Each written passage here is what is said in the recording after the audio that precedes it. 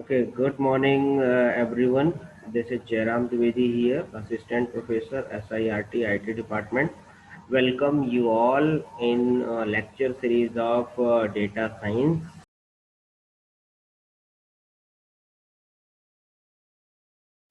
तो linear regression में हम कंटिन्यूअस वेरिएबल्स की बात करते हैं, ठीक है ना। कंटिन्यूअस वेरिएबल मतलब कि जहाँ पे क्लासिफिकेशन की गुंजाइश ना हो, उस टाइप के रिग्रेशन मॉडल को जहाँ पे हम अडॉप्ट करते हैं वहाँ पे हम लीनियर रिग्रेशन की बात करते हैं, ठीक है ना। जैसा कि हमने एक एग्जांपल बताया था कि अगर आप ह्यूमन या किसी की भी एज कैलकुलेट करते हैं या एज के बेसिस पे आप प्रेडिक्शन करते हैं, तो वहाँ पे हम मान लेते हैं कि ये कंटिन्यूअस वेरिएबल है। या हम डिस्टेंस मेज़र करते हैं, डिस्टेंस की बात करते हैं, है ना। तो वहाँ पे हम एंडलेस उसकी बात करते हैं कि कंटिन्यूअस मेमोरी जनरेट हो रही है या कंटिन्यूअस डेटा जनरेट हो रहा है। तो हम वहाँ पे किसकी बात करते हैं, लीनियर रिग्रेशन की। और लॉजिस्टिक रिग्रेशन में हम बात करेंगे जहाँ पे क्या होगा, या तो कोई भी प्रोसेस होने वाली होगी, ट्रू या फॉल्स वैल्यू या डिस्क्रीट वैल्यू की बात करते हैं, ठीक है। डिस्क्रीट वैल्यू की डिस्क्रीट वैल्यू मतलब कि आपके पास जैसे मान लीजिए कि ट्वेल्थ क्लास के बच्चों का डेटा है ना। अब ट्वेल्थ क्लास के बच्चों का आपके पास डेटा है और आपको ये बताना है कि कितने स्टूडेंट पास हैं और कितने स्टूडेंट फेल हैं। अब देखिए, पास और फेल स्टूडेंट को अगर आपको देखना है तो उसमें दो ही कैटेगरी है ना। कि पास पास मतलब हम कितने परसेंटेज वालों को पास मानेंगे और कितने परसेंटेज वालों को फेल मानेंगे, ठीक है ना। तो अब एक हमारे पास क्लास आ गई, तो हमने मान लिया कि भाई 33% से नीचे जो है वो फेल होंगे, 33% से ऊपर वाले और वो सब पास होंगे, ठीक है। तो यस या नो, पास या फेल की बात हो गई, ठीक है ना। अब इसी तरीके से हम मानेंगे कि मान लो कि कितने बच्चे ऐसे हैं जो इंजीनियरिंग करने के लिए क्या है, एलिजिबल है। तब उनकी एलिजिबिलिटी क्राइटेरिया क्या है भाई, 45% से ऊपर मार्क्स होने चाहिए उसके और मैथ का होना चाहिए। तो अब आप उसमें फिल्टर लगा दो, बिना मैथ वाले बाहर कर दो और जो मैथ वाले हैं उनमें उनमें आपने लगा लिया एक थ्रेशोल्ड वैल्यू।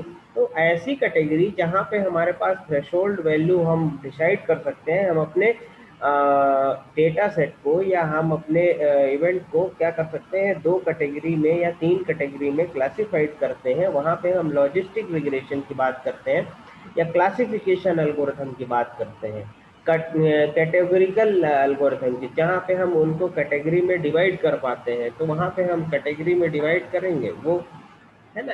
यही है क्लासिफिकेशन मेथड। क्लासिफिकेशन मतलब कि आप किसी थ्रेशोल्ड वैल्यू के बेसिस पे आप अपने डेटा सेट को या मॉडल्स को या प्रॉब्लम्स को सब मॉडल्स में, सब कैटेगरीज में क्लासिफाइड कर पाते हैं, ठीक है। तो ये हो गया आपका लॉजिक रिग्रेशन और ये एक तरीके का क्लासिफिकेशन एल्गोरिथम है। क्लासिफिकेशन एल्गोरिथम के अंदर ये सब आते हैं, लॉजिस्टिक रिग्रेशन। अब क्लासिफिकेशन क्या है भाई, क्लासिफिकेशन मतलब कि जहाँ पे हम कैटेगरी की बात करेंगे, किसकी बात करेंगे, कैटेगरीज की बात करेंगे, ठीक है ना। अब जैसे मान लीजिए कि आप कहाँ जाते हैं, मार्केट गए आप, ठीक है। तो मार्केट से आपको क्या लेके आना है भाई, मार्केट से आपको सब्जी लेके आना है, फल लेके आना है और ये सारी चीज़ें। तो आपकी कैटेगरी है ना। आपको पता है कि कौन कौन सी चीज़ें हैं, कौन कौन से आइटम्स हैं जिनको हम सब्जी की कैटेगरी में रखेंगे, कौन कौन से आइटम्स हैं जिनको हम फ्रूट्स की कैटेगरी में रखते हैं, ठीक है ना। तो इस तरीके से आप उनको क्लासिफाइड कर लीजिए या क्लासिफाइड कर सकते हैं, ठीक है। तो ये है हमारा क्लासिफिकेशन। इसी क्लासिफिकेशन मेथड में ही आप एग्जांपल ले सकते हैं। जैसे आपके पास मेल मेल है, मेल आईडी जो आपके पास आती हैं, तो कुछ इनबॉक्स आते हैं, कुछ प्रमोशनल मैसेज आते हैं, कुछ आपके प्रिविलेज्ड मैसेज आते हैं, तो इस टाइप से उसकी क्या कर दिया है उनने, कैटेगरी कर दी है, कैटेगराइज कर दिए हैं उनको। ठीक है, अब इसी में हमें आगे जो पढ़ना है, तो आगे हमें पढ़ना है क्लासिफिकेशन मेथड के बारे में पढ़ना है। ये है ना, ये सब क्लासिफिकेशन एल्गोरिथम्स है, इनके बारे में हमने पढ़ लिया था। अब क्लासिफिकेशन रिग्रेशन, क्लासिफिकेशन में हमें पढ़ना है, एक और आता है आपका डिसीजन ट्री। अब डिसीजन ट्री क्या होते हैं और डिसीजन ट्री का रोल क्या होता है इन मॉडल सिलेक्शन। अब मॉडल सिलेक्शन की बात क्यों करते हैं, model selection it means on the basis of data we can predict the behavior of model, or we can predict the future prediction of any problem. जो भी प्रॉब्लम है उसका आप फ्यूचर प्रिडिक्शन कर सकते हैं, उसके बेसिस पे आप उसका क्या निकाल सकते हैं, सोल्यूशन निकाल सकते हैं। ठीक है, तो डिसीजन ट्री में मतलब ये होता है कि कुछ ऐसी प्रॉब्लम्स होती हैं जिनको हम सब प्रॉब्लम्स में डिवाइड कर पाते हैं, जहाँ पे हम उन प्रॉब्लम्स को सब प्रॉब्लम्स में, और उन प्रॉब्लम्स की डिपेंडेंसी होती है किसी न किसी प्रॉब्लम के साथ में, वहाँ पे हम डिसीजन ट्री की बात करते हैं। तो यहाँ पे अभी हमें नई चीज एक पढ़ानी है आपको। Decision tree is a supervised machine learning model used to predict the target by training decision rules from future. तो ये डिसीजन ट्रीज होती हैं। ठीक है, और ये डिसीजन ट्री जो है वो बैक ट्रैकिंग मॉडल पे वर्क करती है। बैक ट्रैकिंग आपने अच्छे से पढ़ा हुआ है ना, कि हमें नहीं पता कि आगे क्या होने वाला है, बट हम क्या करेंगे, एक ऑप्शन है तो उस ऑप्शन को हम चूज कर लेंगे।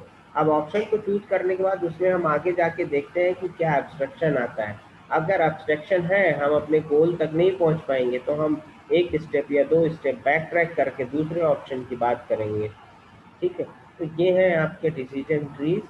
और जो हम पढ़ रहे हैं रिग्रेशन, लॉजिक रिग्रेशन। और रिग्रेशन हम इसलिए पढ़ रहे हैं, रिग्रेशन बेसिकली जो है मॉडल प्रिडिक्शन का एक पावरफुल टूल है या एल्गोरिथम है रिग्रेशन, जिसके बेसिस पे हम क्या कर सकते हैं, अपने मॉडल को प्रिडिक्ट कर सकते हैं। अब मॉडल प्रिडिक्शन में बहुत सारी चीज़ें हैं। आपको डेटा कलेक्ट करना है, फिर डेटा को रिफाइनमेंट करना है, ट्रेन करना है, मॉडल को ट्रेन करना है, ट्रेन करने के बाद फिर उसका रिजल्ट एनालिसिस करना है, रिजल्ट एनालिसिस करने के बाद फिर आपको देखना है कि आपका जो मॉडल है वो बेस्ट फिटेड है या नहीं है।